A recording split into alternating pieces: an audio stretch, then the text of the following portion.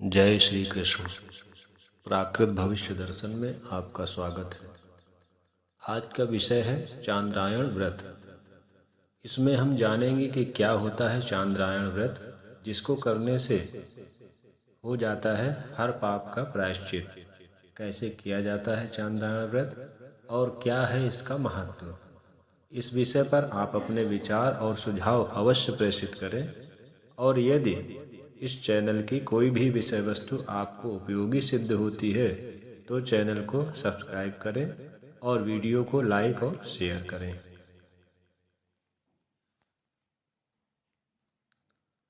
चांद्रायण व्रत। चांद्रायण का अर्थ है चंद्र के अयन अर्थात ह्रास वृद्धि के समान आहार को घटा बढ़ाकर किए जाने वाला व्रत। शास्त्रों में कहा गया है कि यह व्रत सभी पापों का नाश करने वाला है। इस व्रत से हर पाप का प्रायश्चित संभव है। चांद्रायण व्रत से साधक के सभी पाप कट जाते हैं, मनोबल और आत्मबल बढ़ता है। घोर विपत्ति और दोष परिहार में यह व्रत किया जाता है। पापों के प्रायश्चित के लिए जिन तपों का शास्त्रों में वर्णन है, उनमें चांद्रायण व्रत का महत्व सर्वोपरि है। प्रायश्चित शब्द प्रायः और चित्त शब्दों से मिलकर बना है। इसके दो अर्थ होते हैं। प्रायः पापम विजानीयात्, चित्तम वै तद्विशोभनम। प्रायो नाम तपः प्रोक्तम, चित्तम निश्चय उच्यते। अर्थात प्रायः का अर्थ है पाप और चित्त का अर्थ है शुद्धि। प्रायश्चित अर्थात पाप की शुद्धि। दूसरा अर्थ है प्रायः का अर्थ है तप और चित्त का अर्थ है निश्चय। प्रायश्चित अर्थात तप करने का निश्चय। दोनों अर्थों का समन्वय किया जाए तो कह सकते हैं कि तपश्चर्या द्वारा पाप कर्मों का प्रक्षालन करके आत्मा को निर्मल बनाना तप का यही उद्देश्य भी है। चांद्रायण व्रत, इसके बारे में बहुत ही कम लोगों को जानकारी होती है। यह व्रत बहुत ही प्राचीन और लाभप्रद है। प्राचीन काल में ऋषि मुनियों के द्वारा इस व्रत को किया जाता था और वे लगातार इस उपवास को करते हुए स्वस्थ रहते थे। यद्यपि आज के समय में भी कुछ साधक इस व्रत को करते हैं। यह केवल एक व्रत नहीं बल्कि साधना होती है।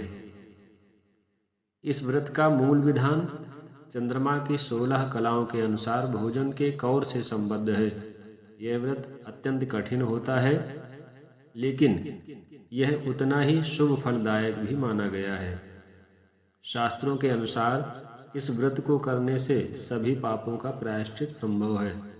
जानते हैं कि कैसे किया जाता है चांद्रायण व्रत और क्या है इसका महत्व। चांद्रायण तप की महिमा और साथ ही कठोरता सर्वविदित है। चांद्रायण का सामान्य क्रम यह है कि जितना सामान्य आहार हो उसे धीरे धीरे कम करते जाना और फिर निराहार तक पहुंचना। इस महाव्रत के कई भेद हैं जो इस प्रकार हैं। पिपीलिका मध्य चांद्रायण,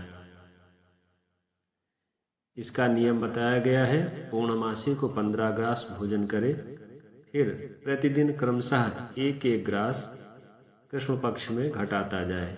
चतुर्दशी को 1 ग्रास भोजन करे, फिर शुक्ल पक्ष की प्रतिपदा से एक एक ग्रास बढ़ाता हुआ पूर्णमासी को 15 ग्रास पर पहुंच जावे। इस व्रत में पूरे एक मास में कुल 240 ग्रास ग्रहण होते हैं। कहीं कहीं इसे कृष्ण प्रतिपदा से आरंभ करने के लिए बताया गया है।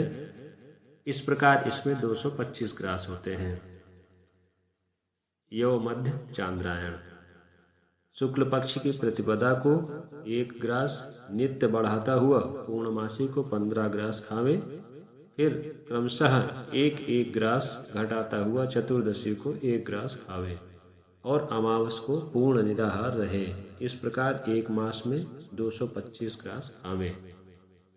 यति चांद्रायण, अष्टौ अष्टौ समस्नीयात् पिंडन मध्यम दिन स्थिते नियतात्मा हविष्यस्य यति चांद्रायणम चरेत्। अर्थात प्रतिदिन मध्याह्न काल में 8 ग्रास खाकर रहे, इसे यति चांद्रायण कहते हैं। इससे भी एक मास में 240 ग्रास ही खाए जाते हैं। शिशु चांद्रायण।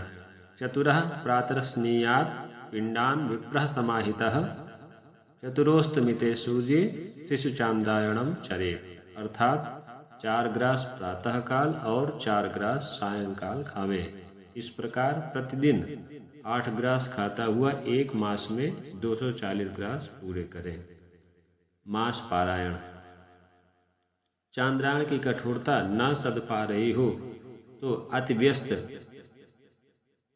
जॉब करने वाले एक खाने का और एक लगाने का अर्थात दाल या सब्जी को एक माह के लिए तय कर ले, भूख से आधा। उदाहरण, 4 रोटी खाते हों तो 2 रोटी सुबह और 2 शाम को खाकर मास पारायण रह सकते हैं। तिथि की वृद्धि या क्षय हो जाने पर ग्रास की भी वृद्धि या कमी हो जाती है। ग्रास का प्रमाण आंवले के बराबर माना गया है। चांद्रायण व्रत के दिनों में संध्या, स्वाध्याय, देव पूजा, गायत्री जप, हवन आदि धार्मिक कृत्यों का नित्य नियम रखना चाहिए।